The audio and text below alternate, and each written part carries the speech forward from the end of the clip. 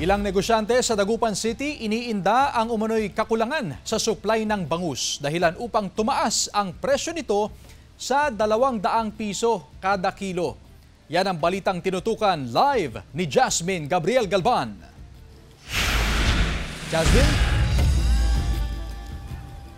Chris, araw-araw ang delivery o yung dating ng bangus dito sa Magsaysay Fish Market. Pero ang problema nga lamang ay hindi ito sumasapat sa mataas na pangangailangan sa bangus.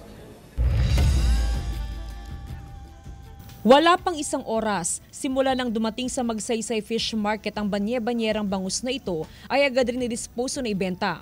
Unahan ng mga mamimili sa pag-aangkat ng bangus. Dahil daw kasi sa kukonting supply ay mabilis na maubos sa mga dumarating supply ng bangus sa fish market.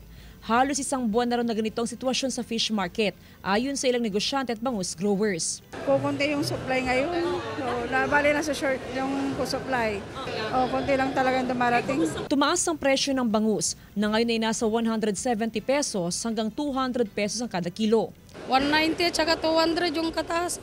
Wala, konti yung supply. Iginiit naman ng samahang magbabangus sa Pangasinan o sa MAPA na matatagang supply at walang naranasang kakulangan sa bangus.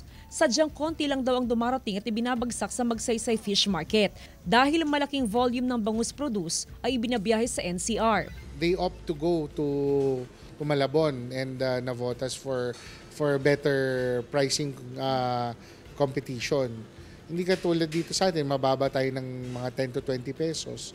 Sadyang tumaas din daw ang demand ngayon sa bangus, lalo pat kung ikukumpara ang presyo ng bangus sa karne ng baboy at karne ng manok, ay mas mababa ang presyo ng bangus. Inaasahan daw na pagpasok ng bare months ay maging stable na ang presyo ng bangus sa merkado. Chris, bukod sa bangus ay kukonti rin ang supply ng sari-saring isdang dumarating dito nga sa Magsaysay Fish Market, kaya naman bahaging apektado ang mga negosyante, especially yung mga nagbebenta ng isda sa probinsya ng La Union at maging sa Pangasinan. Karamihan kasi sa mga ibinebentang isda sa mga pamilihan sa probinsya ng La Union, ganoon din sa Pangasinan, ay nanggagaling dito sa Magsaysay Fish Market. Chris? Maraming salamat, Jasmine Gabriel Galban.